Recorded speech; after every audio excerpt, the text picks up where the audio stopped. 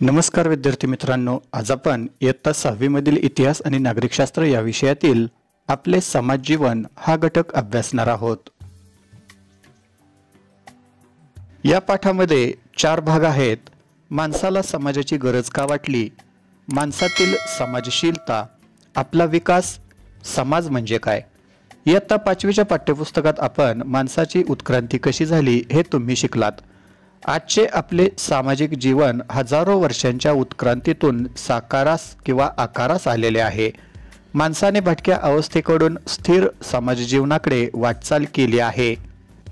त्यातील पहिला भाग पाहूयात, माणसाला समाजाची गरज का वाटली। व्यक्तीच्या तसेच समाजाच्या विकासासाठी स्थिर व सुरक्षित समूह जीवन आवश्यक आहे। भटक्या अवस्थेत माणसाला हे स्थैर्य व सुरक्षितता नव्हती। समूहात राहिल्याने सुरक्षितता मिळते याची जाणीव झाल्याने माणूस संघटितपणे जगू लागला। समाजाच्या निर्मितीमागील ही एक मुख्य प्रेरणा आहे। समाजातील दैनंदिन व्यवहार सुरळीत चालण्यासाठी माणसाला नियमांची गरज वाटली। त्यातून रूढी, परंपरा, नीतिमूल्ये, नियम आणि कायदे अस्तित्वात आले। त्यामुळे माणसाचे समाज जीवन अधिक संघटित व स्थिर झाले।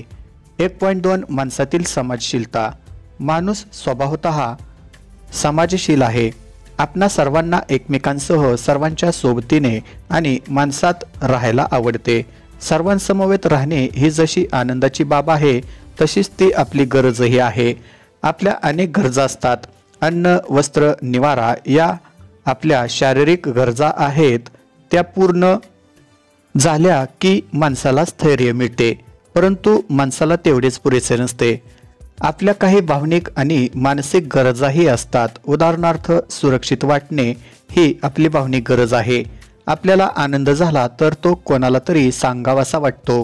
दुःख झाले तर आपल्यासोबत कोणीतरी असावे असे वाटते। आपल्या कुटुंबातील लोक, नातेवाईक आणि मित्र मैत्रिणी यांचा सहवास आपल्याला आवडतो। यातून आपली समाजशीलता दिसते।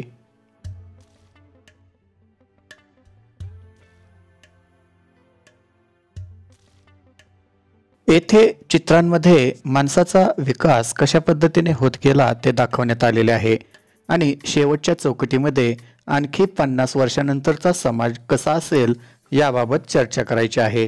म्हणजे सुरुवातीच्या कालावधी, मध्यंतरीच्या कालावधीमध्ये आणि आत्ताच्या परिस्थितीत माणूस कसा आहे हे आपणाला या ठिकाणी सांगितलेले आहे आणि पुढील कालावधीत माणूस कसा असणार आहे, म्हणजे समाज कसा असणार आहे याबद्दलची चर्चा आपण या ठिकाणी करायची आहे। बोलते व्हा आणि लिहिते व्हा। चित्रकलेच्या स्पर्धेत तुम्हाला पहिले बक्षीस मिळाले आहे ते स्वतःजवळच ठेवाल की मित्रमैत्रिणींना दाखवाल। त्यांनी तुम्हाला कसा प्रतिसाद द्यावा अशी तुमची अपेक्षा आहे। त्यांच्या प्रतिसादानंतर तुम्हाला कसे वाटेल। कौतुक केल्याने खूप छान वाटले, चांगले चित्र काढण्यास स्वरूप आला, आणखी काय वाटले याविषयी लिहा। अन्न, वस्त्र, निवारा, शिक्षण आणि आरोग्य या आपल्या मूलभूत गरजा आहेत हे तुम्हाला माहीत आहे। समाजातील व्यक्तींचे श्रम आणि त्यांच्या कौशल्यांमुळे वस्तू तयार होतात। शिक्षण आणि आरोग्यविषयक सेवा सुविधांमुळे आपण सन्मानाने जगू शकतो। या सर्व बाबी आपल्याला समाजात उपलब्ध होतात। वेगवेगळे उद्योग व व्यवसायातून आपल्या गरजा पूर्ण होतात। उदाहरणार्थ, आपल्या अभ्यासासाठी पुस्तक लागते, पुस्तकासाठी कागद लागतो, त्यामुळे कागद निर्मिती, छपाई आणि पुस्तक बांधणी इत्यादी व्यवसाय उद्योगांचा विकास होतो। अनेक व्यक्ती त्यात वाटा उचलतात। समाजातील अनेकविध व्यवसायांमुळे आपल्या गरजा भागतात। त्यातूनच आपल्याला क्षमता, कौशल्यांचा विकास होत असतो। म्हणजेच आपल्यामध्ये ज्या काही क्षमता आणि कौशल्य असते त्याचा विकास होत असतो। समाजात मूलभूत गरजांची पूर्तता होते। सुरक्षितता, कौतुक, प्रशंसा, आधार इत्यादींसाठी आपण एकमेकांवर अवलंबून असतो। म्हणून आपले समाज जीवन परस्परावलंबी असते, म्हणजेच एकमेकांवरती अवलंबून असते। समाजामध्ये जीवन जगत असताना आपण एकमेकांवरती म्हणजेच परस्परांवरती अवलंबून असतो। करून पहा, सकाळी उठल्यापासून आपल्याला कोणकोणत्या वस्तूंची आवश्यकता असते याची एक सूची तयार करा। त्यातील किमान 5 वस्तू तयार करण्यात आणि तुमच्यापर्यंत पोहोचवण्यात कोणाकोणाचा सहभाग असतो ते शोधा। 1.3 आपला विकास। प्रत्येक माणसात निसर्गतःच काही गुण आणि क्षमता असतात, त्या सुप्त अवस्थेत असतात। त्यांचा विकास समाजामुळे होतो। परस्परांशी बोलण्यासाठी आपण भाषेचा आधार घेतो, पण ती आपल्याला जन्मतः अवगत नसते. आपण ती हळूहळू शिकतो. घरात जी भाषा बोलली जाते ती भाषा आपण सुरुवातीला शिकतो. आपल्या शेजारी वेगवेगळी भाषा बोलणारे लोक असतील तर त्याही भाषेचा आपल्याला परिचय होतो. शाळेत निरनिराळ्या भाषा शिकण्याची संधी मिळते. आपल्याजवळ स्वतंत्र विचार करण्याची ही क्षमता असते. उदाहरणार्थ, निबंधाचा विषय वर्गातल्या सर्व विद्यार्थ्यांना सारखाच दिलेला असला तरी कोणतेही दोन निबंध सारखे का नसतात? कारण त्यातील विचार वेगळा असतो. आपल्या भावनिक क्षमता आणि विचारशक्ती समाजामुळे वाढीस लागतात. विचार मांडण्याची आणि भावना व्यक्त करण्याची संधी समाजामुळे मिळते.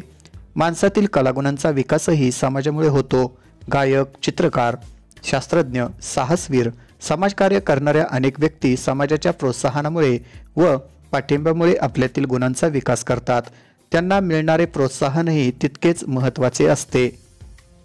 1.4 समाज म्हणजे काय? समाजात सर्व स्त्री पुरुष, प्रौढ वृद्ध, लहान मुले मुली यांचा समावेश असतो. आपली कुटुंबे समाजाचा घटक असतात. समाज विविध गट, संस्था, संघटना असतात. लोकांमधील परस्पर संबंध, परस्पर व्यवहार, त्यांच्यातील देवाणघेवाण यांचाही समाजात समावेश होतो.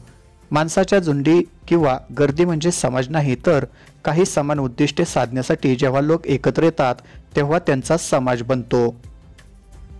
अन्न, वस्त्र, निवारा, सुरक्षितता यांसारख्या गरजा भागवण्यासाठी समाजाला एक कायमस्वरूपी व्यवस्था निर्माण करावी लागते. अशा व्यवस्थेशिवाय, माहीत आहे का तुम्हाला, जन्मतः सर्व माणसे समान आहेत.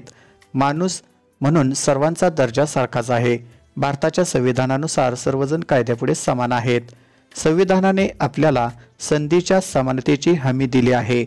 शिक्षण, क्षमता व कौशल्य यांचा उपयोग करून आपण आपली प्रगती साधू शकतो. अशा व्यवस्थेशिवाय समाजाचे दैनंदिन व्यवहार होऊ शकत नाहीत. समाजाचे अस्तित्व टिकून राहण्यासाठी व्यवस्था आवश्यक आहे. उदाहरणार्थ, अन्नाची गरज पुरवण्यासाठी शेती करणे आवश्यक आहे. शेतीशी संबंधित सर्व कार्य पार पाडण्यासाठी विविध संस्था निर्माण कराव्या लागतात. शेतीची अवजारे तयार करण्यासाठी कारखाने, शेतकऱ्यांना कर्ज देण्यासाठी बँका, उत्पादित मालासाठी बाजारपेठ अशी मोठी व्यवस्था निर्माण करावी लागते. अशा अनेक व्यवस्थांमधून समाज स्थिर होतो. पुढील पाठात आपण भारतीय समाजातील विविधतेची ओळख करून घेऊ. अशा प्रकारे आज आपण इयत्ता 6वी मधील इतिहास आणि नागरिकशास्त्र या विषयातील आपले समाज जीवन हा घटक अभ्यासला. धन्यवाद.